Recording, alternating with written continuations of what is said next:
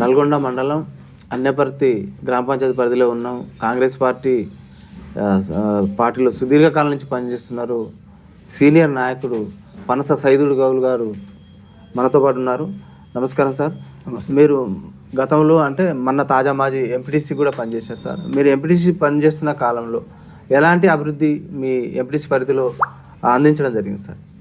ఇంతకుముందు టీఆర్ఎస్ ప్రభుత్వం ఉన్నప్పుడైతే ఎన్నో రోజులు ఏం పని రాలేదు, ఏ అభివృద్ధి ఏం జరగలేదు. మాకు కాడ మేము ఏం చేయలేదు. మాకు కనీసం ఎంపీటీసీలకు ఎంత పని కూడా ఇవ్వలేదు, కొడుకులు ఏం మాత్రం ఇవ్వలేదు మాకు ఎంపీటీసీలకు. ఇప్పుడు కాంగ్రెస్ గవర్నమెంట్ వచ్చినాక ఇప్పుడు ఇక్కడ ఎల్లారెడ్డిగూడెం టు అన్నపర్తి టు ఎల్లారెడ్డిగూడెం ఒకటి బీటీ రోడ్ శాంక్షన్ అయింది. 70 లక్షలు వర్క్ కూడా అవుతుంది. ఇక్కడ సీసీ రోడ్లు 15 లక్షలు 18 లక్షల సీసీ రోడ్లు అయినవి. ఇక్కడ ఊళ్ళో మొన్న మేము వచ్చినాకనే 40 లక్షలు బెటాలియన్లో 12th బెటాలియన్లో పెట్టినాం, చేసినాం. ఇప్పుడు వచ్చిన కాడికి పనులు ఇప్పుడు మాకు మంచిగానే నడుస్తున్నాయి. వెంకటరెడ్డి సారు వచ్చినాకనే సీసీ రోడ్లు కానీ బీటీ రోడ్లు కానీ ఊళ్ళకు మెయిన్ రోడ్డు కూడా ఇప్పుడు శాంక్షన్ అయింది. అది కూడా వర్క్ స్టార్ట్ చేయబోతున్నాం. ఇది మెయిన్ రోడ్ నుంచి కూడా అన్నపర్తి వచ్చే రోడ్డు కూడా కొంచెం గుంతలమయంగా ఉంది ప్రజలు అంటున్నారు సార్. గుంతలు ఉన్నాయని దాన్ని కూడా శాంక్షన్ చేసింది సారు, వెంకటరెడ్డి సారు. అది త్వరనే అయిపోతుంది సార్. మీరు గతంలో ఎంపీటీసీగా కొనసాగిన కాలంలో అంటే ఏ ప్రభుత్వాల నుంచి అయినా ఎంపీటీసీలకు ఎలాంటి గౌరవం దక్కింది? ప్రోటోకాల్ మీకు వర్తించిందా సార్? ప్రోటోకాల్ ఇక మాకు కామన్ దగ్గర సిటీ దగ్గర కాబట్టి మా ప్రోటోకాల్ ఎక్కడికైనా మా ఊర్లో ఏది జరిగినా కూడా ప్రోటోకాల్ వర్తించింది. ఇప్పుడు గత 10 ఏళ్ళ బీఆర్ఎస్ పాలన ఎలాంటి అభివృద్ధి సంక్షేమం జరిగింది?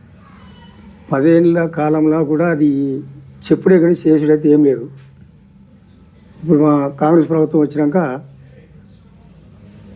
కరెంటు ఫ్రీ ఇచ్చింది, 200 యూనిట్ల కరెంటు ఫ్రీ ఇచ్చిండ్రు, గ్యాసు ఫ్రీ ఇచ్చిండ్రు, సన్న బియ్యం ఇచ్చిండ్రు, రేషన్ కార్డులు ఇచ్చిండ్రు, ఇప్పుడు ఇంద్రమ్మ ఇండ్లు ఇచ్చిండ్రు.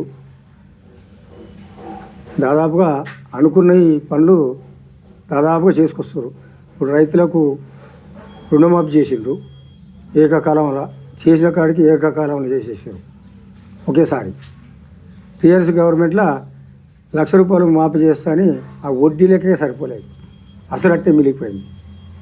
రైతులు ఆడ ఇబ్బంది పడ్డారు. ఇప్పుడు ఏంటంటే ఒకసారి ఏకకాలంలో మనం మాఫీ చేసిరు కాబట్టి రైతులకు ఎలాంటి ఇబ్బంది లేదు కదా, రైతు అనుకూలంగానే ఉంది కదా.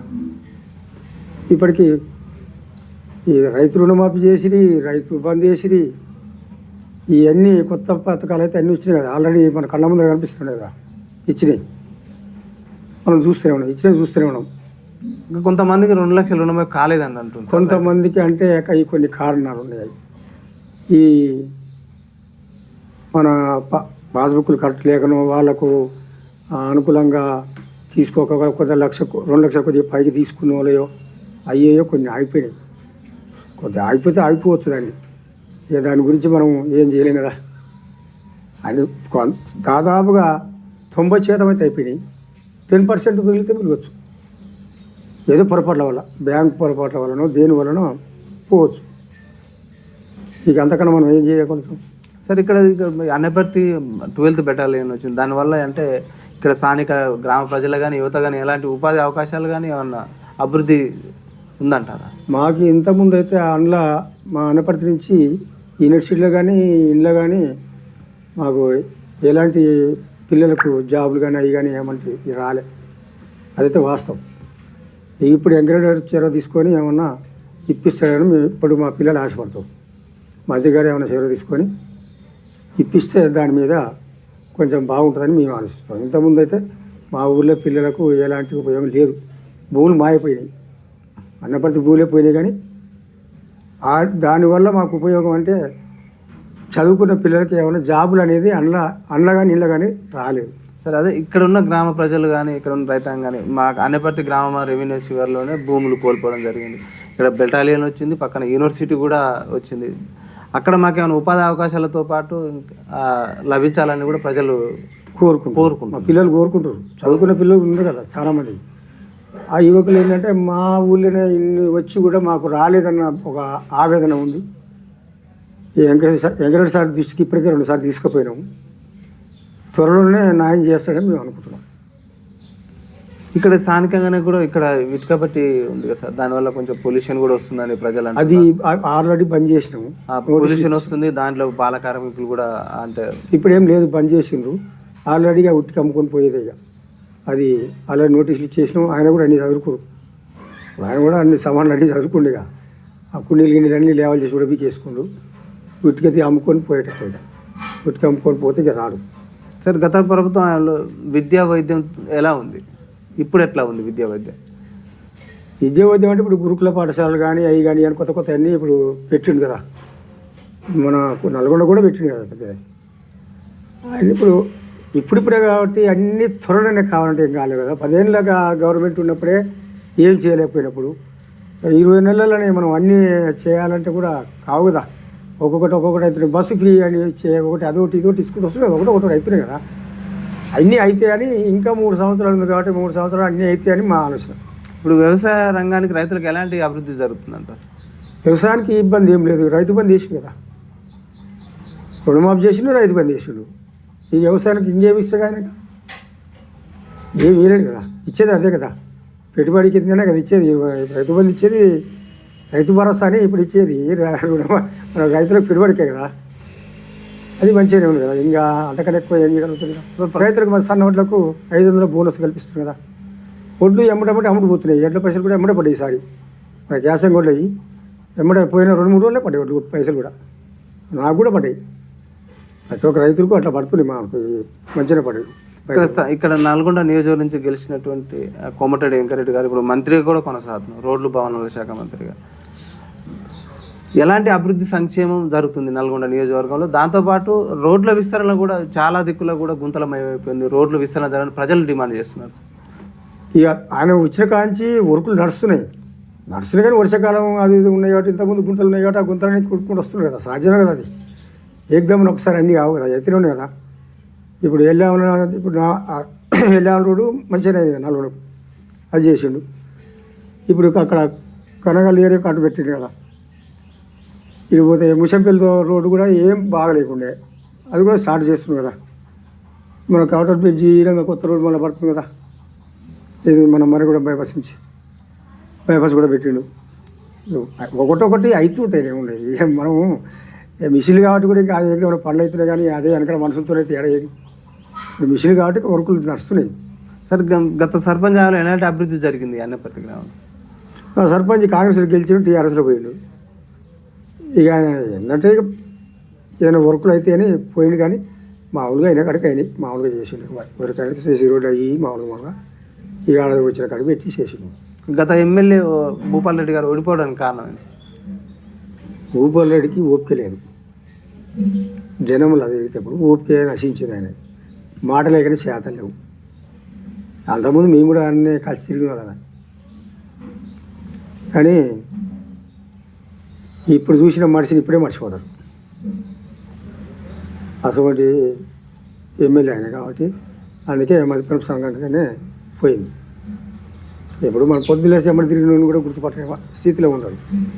వెంకటేశ్వర సార్ ఒకసారి చూసిందంటే వాళ్ళని వ్యక్తి అని ఎమ్మడి పిలుస్తారు. ఈయన గురం అది.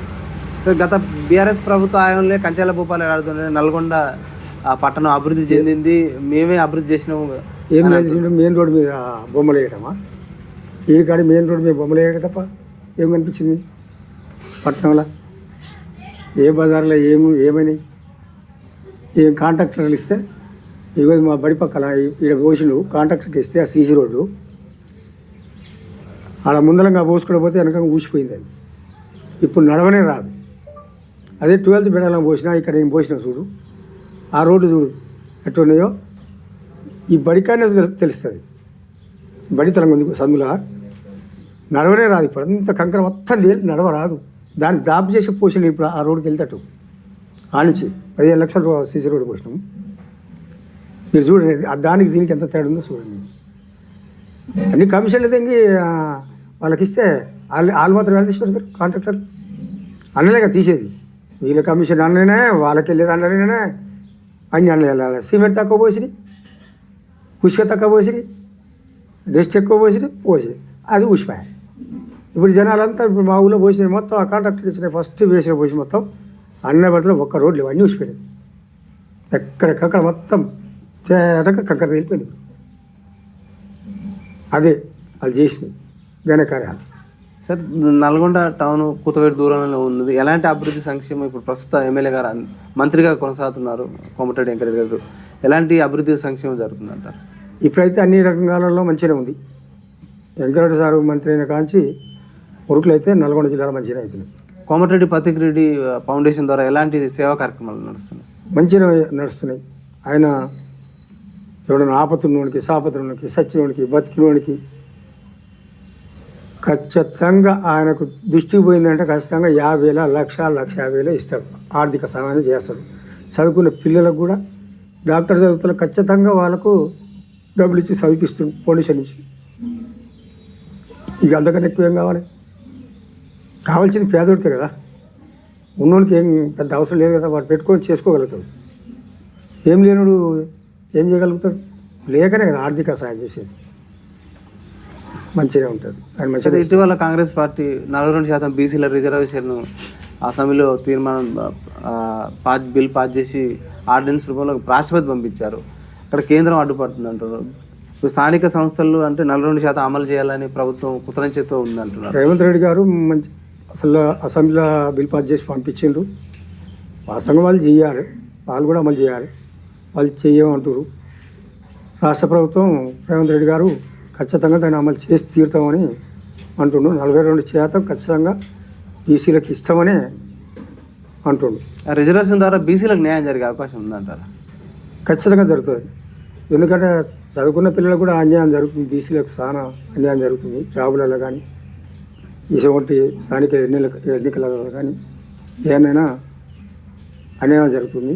అదైతే మాత్రం మంచి న్యాయంగా జరుగుతుంది అనుకుంటాను.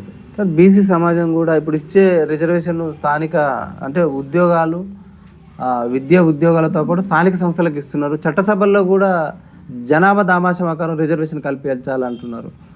అది ఇస్తేనే మంచిది. బీసీలకైతే అది ఒకటి చేయవలసిందే. ఇప్పుడు అన్ని సంఘాలకు ఉన్నాయి. ఇప్పుడు ఎస్సీలకు ఉన్నాయి, ఎస్టీలకు ఉన్నది. అది అందరికి ఉన్నప్పుడు మనకు కూడా ఉండాలి కదా, బీసీలకు కూడా ఉండాలి కదా. ఇస్తేనే చాలా వరకు రేవంత్ రెడ్డి కూడా బెనిఫిట్ అవుతుంది. ఎందుకంటే బీసీలు ఒక స్టేజ్ మీదకి వచ్చినట్టు అవుతుంది, ఒక వేదికగా. 90% బీసీల ఓట్లే ఉంటాయి కాబట్టి ఎక్కువ శాతం రేవంత్ రెడ్డికి ఫుల్ సపోర్ట్ ఉంటుంది. ఈ స్థానిక ఎన్నికల కనుక ఇది కంపల్సరీగా సక్సెస్ అయితే మంచి ఇది ఉంటుంది. గత ప్రభుత్వంలో ధరణి పోర్టల్ వల్ల ఎన్నో భూములు అనేకరాంతమైనవి అంటున్నారు. అక్రమాల గురించి ఇప్పుడు భూభారతి చట్టం వచ్చింది. ఈ చట్టం ద్వారా రెవెన్యూ వాస్తవంగా ఊళ్ళలో పంచాయతీ ఇచ్చిందే అప్పుడు ధరణి వల్ల. ఉన్నోనికి లేనోనికి అమ్ముకొని పోయినోనికి పాస్బుక్లు ఇచ్చి, గుంటకు 2 గుంటలకు పాస్బుక్లు ఇచ్చి వాళ్ళని ఎక్కడనో నిద్రపోయిన వాళ్ళని లేపి కొన్నోళ్ళ మీదకి ఎగదోలేడు. ఆ సమస్య నాకు అన్నపడితేనే ఒక 20 ఉన్నాయి. అటుతో మేము కూడా ఏగి చూస్తున్నాం. వాళ్ళతో పంచాయతీలు, కొట్లాటలు, డబ్బులు దిగిపోడు. ఎందుకంటే ఇప్పుడు అమ్ముకున్న వాళ్ళు 40-50 ఏళ్ళ కింద అమ్ముకున్న వాళ్ళు వచ్చి నాకు ఇంకా భూమి ఉంది అని ఆ పాస్బుక్ తీసుకుని చూపించి డబ్బులు దిగిపోతాం. అసలు గోడలు దానివల్ల చాలా ఊళ్ళలో ఇదే గొడవలు ఎక్కువ ఉన్నాయి. ఇలా చూడు, ప్రతి సమస్య నువ్వు పోలీస్ స్టేషన్కి పోవు, ఎంఆర్ ఆఫీస్కి పోవు, ప్రతి సమస్య ప్రతి కేసు భూమిదే, భూముల కేసులే ఉన్నాయి.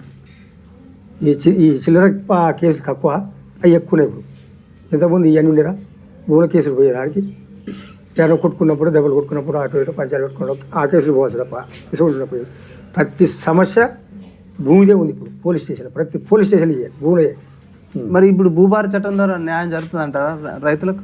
ఇప్పుడైతే న్యాయం అన్యాయం అనేది ఏడా మనకి ఇంకా దాని అందుబాటులో రాలేదు. ఇప్పుడే వస్తుంది కదా.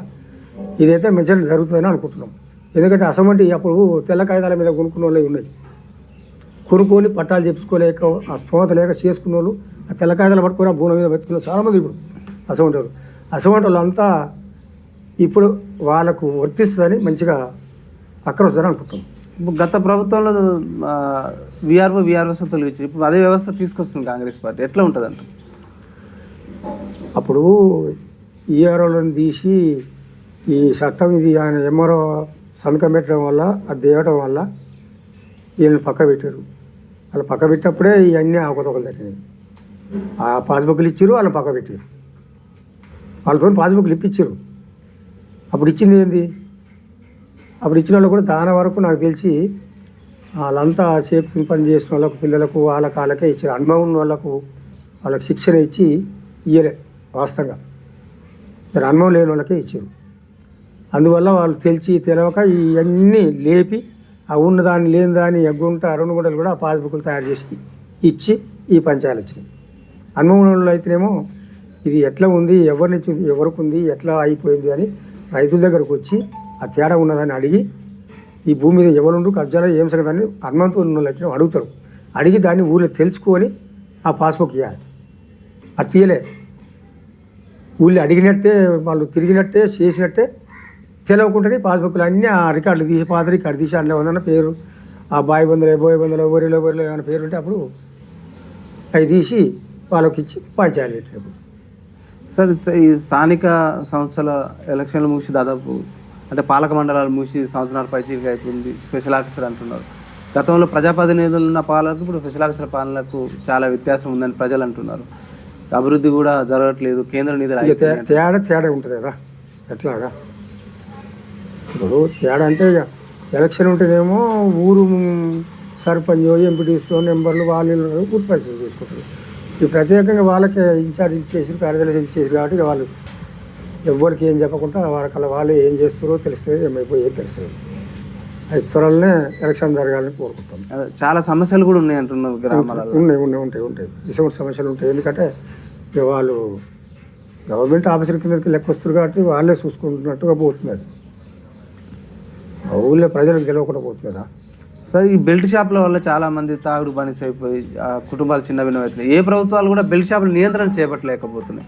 ఒక పార్టీ సీనియర్ నాయకుడిగా ఏ ప్రభుత్వాలైనా కూడా నియంత్రణ చేపట్టాలంటే ఏం చేయాలంటారు? అది బెల్ట్ షాపులది కూడా ఊళ్ళలో ఎఫెక్ట్ చాలా ఉంది వాస్తవంగానైతే. ఎందుకంటే నా అనుభవంతో చెప్తున్నా, పిల్లలు తాగుడు వల్ల తెల్లారి 4 గంటల కానించి పొద్దునట్లు లేచి మనం ఛాయ్ పెట్టుకొని తాగుతాం ఇంట్లో. ఈ ఛాయ్ కాదు, అదే ఛాయ్ అని 4 గంటలకే పోయి పిల్లలు తాగి ఎవరైనా పని చెప్పినా కూడా ఈ పనికి రమ్మని చెప్తే కూడా ఫస్ట్ నైట్ మందు పోస్తే పనికి వస్తామనే పరిస్థితికి వచ్చింది ఊళ్ళల్లో. ఇదైతే చాలా ఘోరంగానే ఉంది. కాబట్టి దానికి ఒక టైం అంటూ పెట్టి చేయాలి. దానికి ఓ 10 గంటలకా 11 గంటలకా అట్లా టైం అంటూ పెట్టాలి. పల్లెటూళ్ళల్లో పెట్టి చేస్తే అది తిరుగుంటుంది. కానీ ఈ 4 గంటలకు కానీ పోయినా, నువ్వు 3 గంటలకు పోయినా, 2 గంటలకు పోయినా, నైటు 1 పోయినా లేచిస్తూ దానివల్ల చాలా మంది ఖరాబ్ అవుతారు పిల్లలు తాగుడు వల్ల. దానికి టైం అంటే లేకుండా పోయింది. ఇప్పుడు మనకు బెల్షాప్ పెట్టినట్టేమో బెల్షాప్ కడిపోవాలంటే 10:30 10 కావాలి. ఆ లోపల ఇది పనికి వెళ్ళిపోవాలి, పోతాడు. అది పోవాలంటే పోలేడు. కాకపోతే ఊళ్ళల్లో ఇది బెల్ట్ షాపుల వల్ల ఏమవుతుందంటే ఎప్పుడు పోయినా డే టైం ఎప్పుడు పోయినా కూడా దొరుకుతుంది అన్నమాట. నువ్వు నైట్ పో, పగలు పో, ఉదయం పో, సాయంత్రం పో, ఎన్ని గంటలకు ఎప్పుడు ఏ క్షణం వల్ల దూపు అయితే అప్పుడు పోయి తాగే పరిస్థితికి వచ్చింది. దానివల్ల పిల్లలు చాలామంది ఖరాబ్ అవుతారు. యువత కూడా బాగా డ్రగ్స్కు, మద్యానికి, బెట్టింగ్ యాప్ల పాల్గొని ఆత్మహత్యలు చేసుకుంటున్నారు. చాలా యువతకు ప్రభుత్వాలు ఉపాధి కాలం విఫలమవుతున్నాయి అంటున్నారు. యువతలో మార్పు రావాలంటే ఒక పార్టీ సీనియర్ నాయకుడు ఏం చెప్తారు? ఇప్పుడు ఈ మత్తు తాగేదానికి కూడా ప్రభుత్వాలు చేయాలంటే ఏం చేయలేవు. కానీ మన కష్టం కూడా ఉండాలి. గంజాయి తాగుడు, డ్రగ్స్ తాగుడు, ఇటువంటి అయితే ఈ చెడు అలవాట్లు వాళ్ళు చిన్నప్పటి ఎవడో తెచ్చి తాపుతురు, అలవాటు చేస్తారు, వదిలిపెట్టేస్తారు, దాని మీద పడిపోతారు. ఇక దీని గురించి ప్రభుత్వం కూడా చాలా వరకు ఖర్చు చేస్తున్నారు. వాళ్ళు ఇప్పుడు పోలీసులు ఏకదాటిగా చాలా వరకు రేవంత్ రెడ్డి ప్రభుత్వం వచ్చిన కాడికైతే అప్పుడైతే స్కూలే. కానీ ఇప్పుడు రేవంత్ రెడ్డి ప్రభుత్వం వచ్చిన కాడికి మాత్రం దాని మీద చాలా కన్ను పెట్టాడు. అడిపోతే ఆంధ్రలో చంద్రబాబు నాయుడు కూడా టైట్ చేస్తుండు, ఇక్కడ మనకాడ కూడా టైట్ చేస్తున్నారు, ఆ తెలంగాణలో కూడా. దాని మీద మాత్రం చర్యలు తీసుకుంటుంది దాదాపుగా. అయినా కూడా ఇక దొంగకు తారస ఇచ్చినట్టు వాడు ఏడగనో ఒకడగా సాటుగా బోటగా భూముల బాటి పెట్టుకుని ఎడబాటి పెట్టుకుని ఏడో పోయి తాగుతూనే ఉంటున్నాం. దొరకడం దొరికితే పట్టుకొని వదిలిపెడతలేదు. కానీ దొరకడం అయితే ఈ అన్న ఒకడ సాగుతూనే ఉంటాడు, అలవాటు అవుతాడు. కొన్ని రోజులు దాన్ని తగ్గించుకుంటూ వస్తేనే మారుతారు.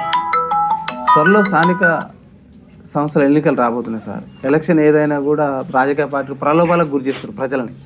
ప్రజల్లో చైతన్యం రావాలన్నా, పార్టీల్లో మార్పు రావాలన్నా ఓటు అనేది పవిత్రమైనది. ఆ ఓటుని ఎలాంటి వ్యక్తిని ఎన్నుకుంటే దేశం కానీ గ్రామాలు కానీ అభివృద్ధి చెందుతాయి అంటారు. ఊళ్ళో విలేజ్లో తిరిగి పని చేస్తూడు కావాలి, జనానికి పని చేస్తూడు ఖచ్చితంగా కావాల్సిందే. నేను యాడ్లో ఉంటా, హైదరాబాద్లో ఉంటా, నల్గొండలో ఉంటా, విజయవాడలో ఉంటా, యాడ్లో ఉన్నా నేను సర్పంచ్ కావాలనో, ఎంపీ కావాలనో, ఊరి పెద్ద మనిషిని కావాలనో, అధికారం చెలాల్చాలంటే అది సాధ్యం కాదు. ఊళ్ళో అందుబాటులో ఉంటేనే ఒక సర్పంచ్ అంటే కూడా ఎంపీటీసీ అయినా ఊళ్ళో ఇల్లుండి ఊళ్ళో అందుబాటులో ఉండి ప్రజలకు అందుబాటులో ఉండి ఏ ఆపద వచ్చినా సాపద చేయగలిగితేనే ఆ వ్యక్తి అసలు వ్యక్తిని వెనుకోవాలి. నాకు తెలిసి ఇప్పుడు ఈయన నేను సర్పంచ్ చేసి నేను పోయి యాన్నం ఉంటా అంటే ఊళ్ళో ప్రజలకు ఇబ్బంది కదా. వచ్చి ఏ ఆపద వచ్చినా ఏ బాధ వచ్చినా చెప్పుకోవడం అయితే ఊరికి సర్పంచే కదా, ఒక ఎంపీటీ సర్పంచే కదా. ఇక వాళ్ళే యాన్న దూరంగా ఉంటే ఊళ్ళో అభివృద్ధి ఆవిడ కాక కూడా ఆపసాపద ఉన్నోడికి ఏడపోతాడు. నల్గొండ ఉంటాడు ఉదాహరణ, నల్గొండ పోవాలంటే ఇంచు పోవాలంటే ఇబ్బంది కదా. ఊళ్ళో ఉంటే ఏ టైం అయినా వస్తాడు కదా, ఏ నైట్ ఏ పగలి ఆపద పడ్డా వస్తాడు కదా. ఊళ్ళో ఉండే కావాలి, ఊళ్ళో ఉన్నోళ్ళే జనంలో తిరిగితోలే అసలు ఎన్నుకోబడాలి. ఇప్పుడు కాకపోతే ఈ డబ్బుల మైకంలో ఎన్ని ఇచ్చినా ఏ డబ్బులు ఇచ్చినా ఓటేస్తామంటే ఈ అన్నం ఉంటారు, కొంటే ఉంటారు, ఎదురైనా పోతే ఉంటారు. దానికి ద్వితీయం కాదు, అదైతే కరెక్ట్ కాదు. జనాలు ఎన్నుకోవడంలో కూడా జనాలు కూడా తేడాలు ఉన్నాయి సార్. అధిష్టానం గుర్తించి మీకు మరోసారి మీకు అవకాశం కల్పిస్తే మీరు పోటీ చేసే అవకాశం ఉందంటారు ప్రజలు? అవకాశం ఇస్తే చేస్తా సార్. ఎలాంటి నేను ఊళ్ళోనే అందుబాటులో ఉంటా, ప్రజలు ఏమంటే ఉంటా, ప్రజలనే తిరుగుతా.